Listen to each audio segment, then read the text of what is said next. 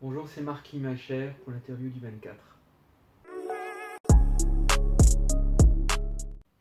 Je suis Marc Limacher, je suis président du comité départemental de handball Nord-Franche-Comté, qui regroupe le pays de Montbéliard, le pays d'Héricourt et le territoire de Belfort. Je suis élu au conseil d'administration de la Ligue Bourgogne-Franche-Comté de handball et vice-président du BDOS, territoire de Belfort, en charge des politiques de la ville. Un peu comme tout le monde, j'ai fait un petit peu tous les sports quand j'étais plus jeune. J'ai commencé par le foot quand j'avais 6-7 ans, mais ça m'a pas vraiment plu. Ça a été surtout pour moi, ça a été le sport à l'école, au collège. J'ai participé beaucoup au championnat UNSS qui m'a permis de découvrir énormément de sports. Et le handball, le basket, le volley, c'était beaucoup les sports collectifs en fait. Et moi en parallèle, j'ai fait du tennis en fait à ce moment-là. Et donc mon passé s'est résumé jusque-là, jusqu'à peu près l'âge adulte, où après derrière j'ai arrêté. J'ai arrêté déjà pour les études, parce que c'était important, les études c'était très important, et après derrière c'est l'évolution de la vie qui a fait que je me suis retrouvé dirigeant, d'abord dans le sport mécanique, hein, pas du tout dans un sport associatif à proprement parler, et c'est depuis une dizaine d'années que ça a été beaucoup plus le sport associatif, essentiellement sur le handball. Les sports d'hiver, pour moi, c'est surtout le biathlon. En fait, j'ai toujours aimé le biathlon. Par contre, les sports d'été, ouais, ça a été quand même beaucoup plus depuis que je suis tout jeune. Les premiers JO que j'ai vus, c'était en 88 à Séoul.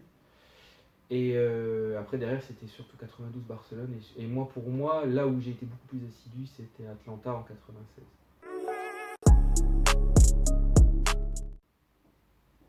Le souvenir principal que j'ai, c'était justement 92 et 96, parce que je regardais beaucoup, c'était beaucoup très basket à l'époque, et NBA, c'était la Dream Team. C'était le seul moment où on pouvait voir Michael Jordan et les grandes stars américaines jouer au basket. Et c'était une période qui était incroyable, et c'était pareil, le 100 mètres. Tout le monde attendait effectivement aussi le 100 mètres. La finale en 96 avec la disqualification de Linford Christie c'était complètement fou, c'était un des favoris voilà, à l'époque. Et après derrière, c'est des exploits, hein. C'était surtout des exploits que j'ai plutôt en tête. Il y a eu Marie-Josée Pérec aussi qui a explosé durant cette période-là, et 2004 c'était Laure Manodou. En 2008, c'était Usain Bolt, et puis surtout nos experts au niveau du hand. C'était au niveau là que c'est là qu'on a eu une dimension un peu plus internationalisée à ce moment précis. C'est ça. On se levait la nuit pour justement regarder, parce que les images étaient incroyables. C'était surtout ça, c'était beau. En fait, c'était beau, voilà, moi pour moi c'était les couleurs en fait que j'ai encore en tête quand j'y pense, parce que voilà, il y avait c'était franchement c'était vraiment quelque chose, c'était vraiment une vraie fête. Moi le souvenir que j'ai de cette période-là, j'avais 16 ans, c'était une fête. C'était une fête, c'était moins devenu quelque chose de peut-être professionnalisé avec le temps et tout ça, c'était vraiment devenu une fête. Après c'était mon regard d'ado à l'époque, donc après entre-temps tu évolues quand tu deviens adulte. Alors une déception, les premiers JO que j'avais vus c'était c'était Ben Johnson, c'est le 100 mètres, hein. Je pense que j'avais regardé, j'étais chez ma voisine à l'époque qui me gardait quand c'était diffusé, et on était content parce qu'on avait battu un record du monde à ce moment-là, ce qui est absolument incroyable. Mais on a su peu de temps après qu'en fait il y a eu un dopage. Et ça c'était on s'est rendu compte en fait de la réalité du sport qui était axé sur la performance et beaucoup moins sur les valeurs de l'olympisme en fait. C'est que finalement il voulait devenir une star. Hein, la star c'était Carl Lewis à l'époque, et lui il voulait devenir une star, et je pense effectivement c'était le quart d'heure de gloire d'Andy Warhol. Il a eu son quart d'heure de gloire. Je pense que c'est lui c'était effectivement l'une des plus grandes déceptions. Après, l'autre déception que j'ai eue, la- ça a été effectivement les Donovan Bailey, en fait, pareil en 96, il s'était beaucoup blessé. Et on avait des doutes sur sa capacité à gagner un titre, en fait, à ce moment-là. Et je trouve qu'il a bien rebondi. Et puis bah, le reste, oui, des déceptions françaises. On en a effectivement, je pense, beaucoup. Et ouais. Franchement, on a une tendance à retenir beaucoup plus les bons souvenirs. C'est vrai que là, on en parle et je me dis, je vois Jean Galfionne au saut à la perche, je vois André Agassi, que j'adorais au tennis, gagner aussi les JO, et c'était absolument, il était au creux de la vague à ce moment-là. Voilà, là, cette fois-ci, en fait, c'est vraiment ça, que c'est des souvenirs, des flashs là maintenant que j'ai en vous parlant, c'est quand même assez.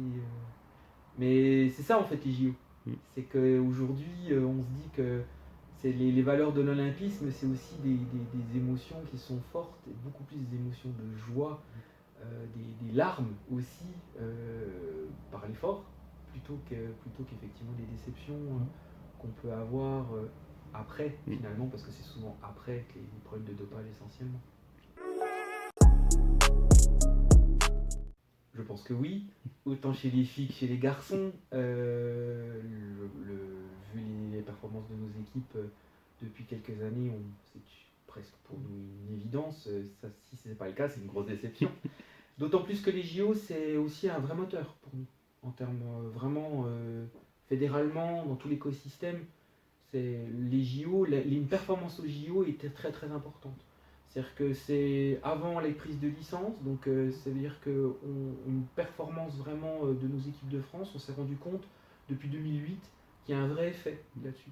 Donc vu qu'on est dans une période de reprise de confiance post-Covid, je pense qu'effectivement les performances de nos équipes de France, au-delà de l'audience, parce que ça génère quand même beaucoup d'audience, contrairement à ce qu'on pouvait croire, mais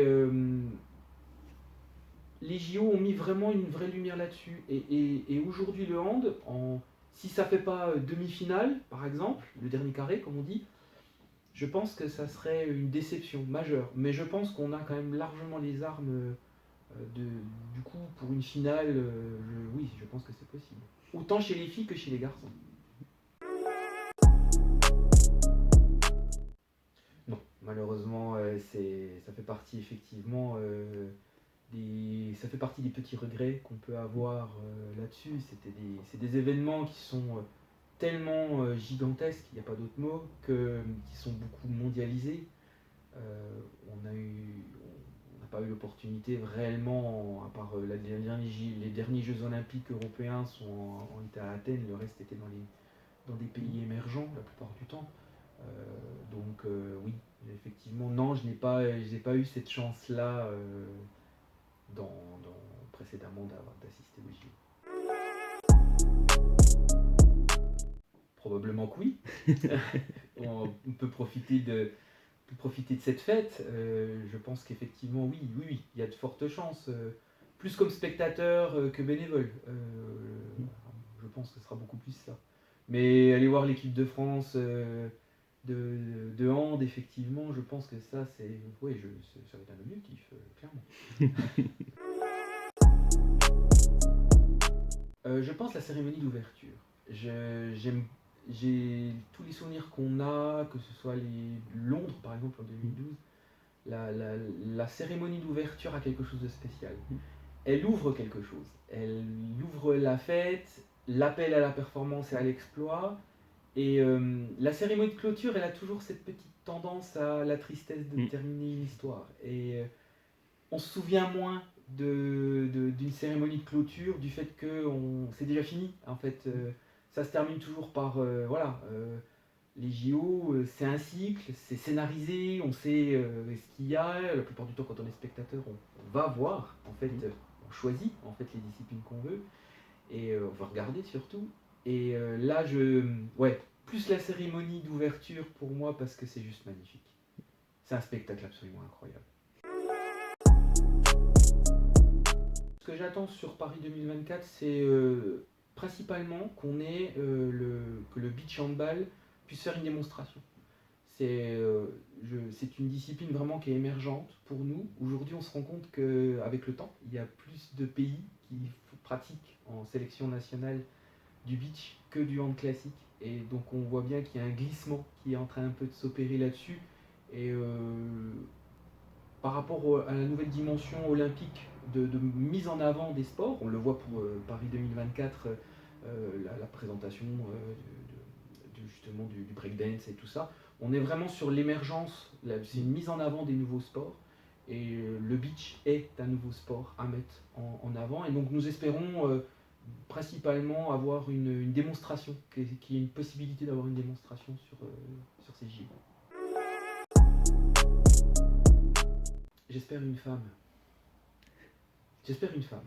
Quelle qu'elle soit, quel sport elle peut être. J'espère que ce soit une femme qui soit la porte-drapeau, en fait. Je pense que ça doit représenter ses valeurs. Une femme. Qui? Je n'en sais rien, mais j'aimerais bien que ce soit une femme.